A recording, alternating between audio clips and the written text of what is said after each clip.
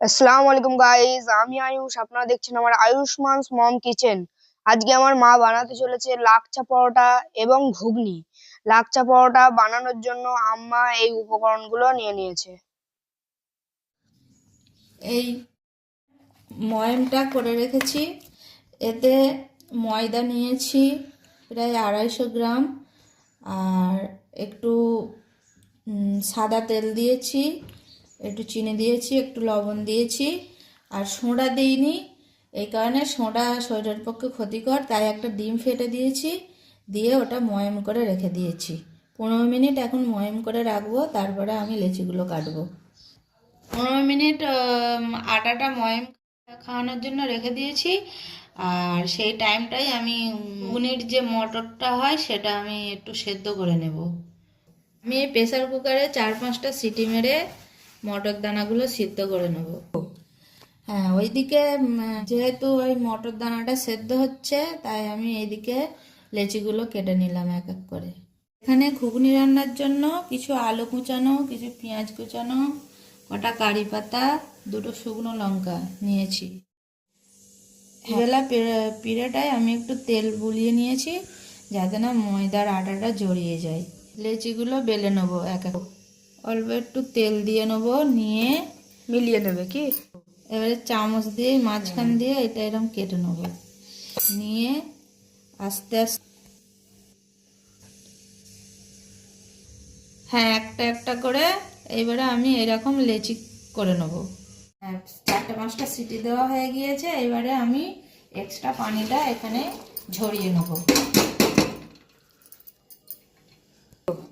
যেহেতু এর মধ্যে খোলা থাকে, তাই জন্য আমি এই খোলাগুলো একটা একটা করে এরকম বেছে নেব, বেছে ফেলে দেবো, কারণ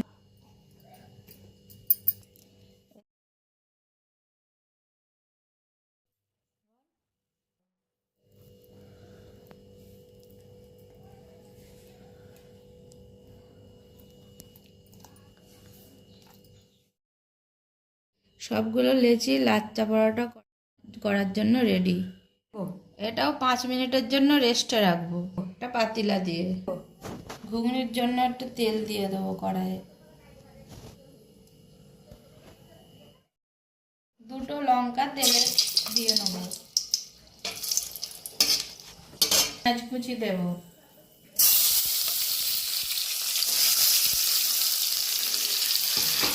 ভালো করে ভেজে নেবো।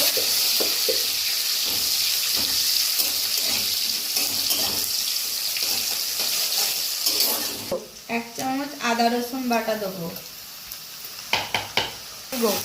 এবারে ভালো করে আদা রসুন পেঁয়াজ শুকনো লঙ্কাটা ভালো করে ভেজে নেবো।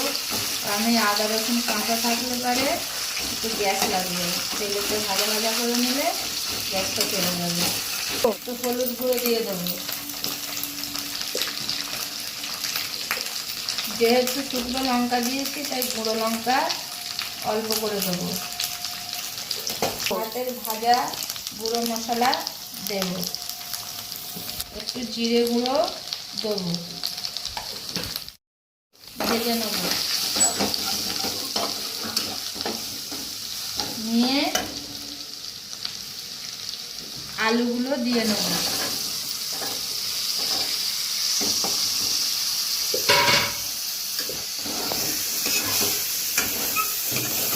আলুগুলো ভালো করে নাড়াচাড়া করে নিতে হবে।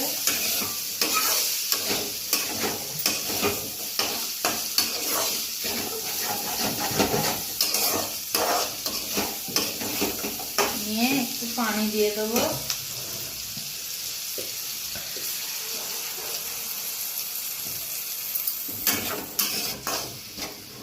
পানি দিয়ে আলুগুলো একটু সেদ্ধ করে নেব। 5 মিনিটের মতন আলুগুলো সেদ্ধ করে নেব। যেহেতু সেদ্ধ হয়ে গিয়েছে, তাই সেদ্ধ মটর দানাগুলো এইবারে এই আলুর সাথে মিশিয়ে দেব, দিয়ে এবারে নেড়ে চেড়ে ভালো করে নেড়ে নেব।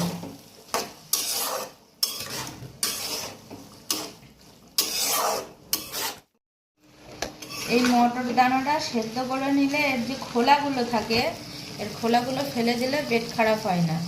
আর যদি ডাইরেক্টলি করা হয় তাহলে এই মটর দানার সাথে খোলা লেগে থাকে আর পেট খারাপ হওয়ার সম্ভাবনা থাকে, তাই জন্য আমি সেদ্ধ করে রান্না করছি। এটা অল্প পরিমাণ লবণ দিয়ে দিয়েছি, কারণ এই মটর দানাগুলোই তো সেদ্ধ করার সময় লবণ দিইনি, তাই জন্য এতে একটু লবণ দিয়ে দিলাম, দিয়ে ভালো করে কষিয়ে নেবো ভালো করে। কিছুক্ষণ এবারে কষালাম, কষিয়ে এবারে একটু পানি দিয়ে 5-10 মিনিট সেদ্ধ করে নেব।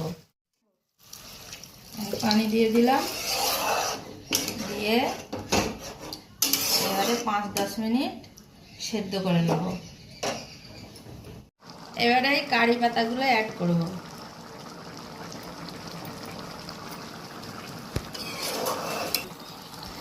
কারি পাতাটা অ্যাড করলাম এই কারণে, এর একটা স্মেল রয়েছে, ওই জন্য ঘুগনিতে অ্যাড করলাম।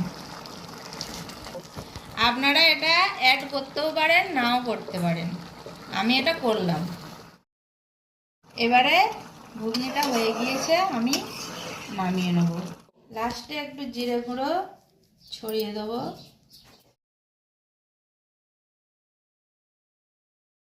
একটু জিরে গুঁড়ো ছড়িয়ে দিলাম যাতে সুন্দর গন্ধটা আসে। এক এক করে লেচিগুলো এবারে বেলে নেব। এরকম করে সব লেচিগুলো আমি বেলে নেব। তাওয়া গরম হয়ে গেছে, এবারে পরোটাটা তাওয়াতে দিয়ে দিলাম।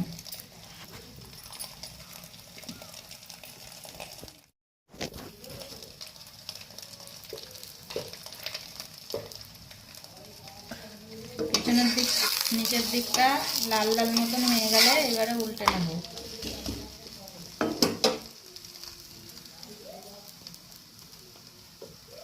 উল্টে নিয়ে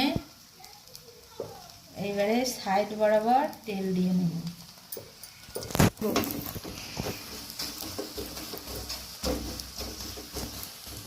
এবারে আরেকবার উল্টে নিলাম।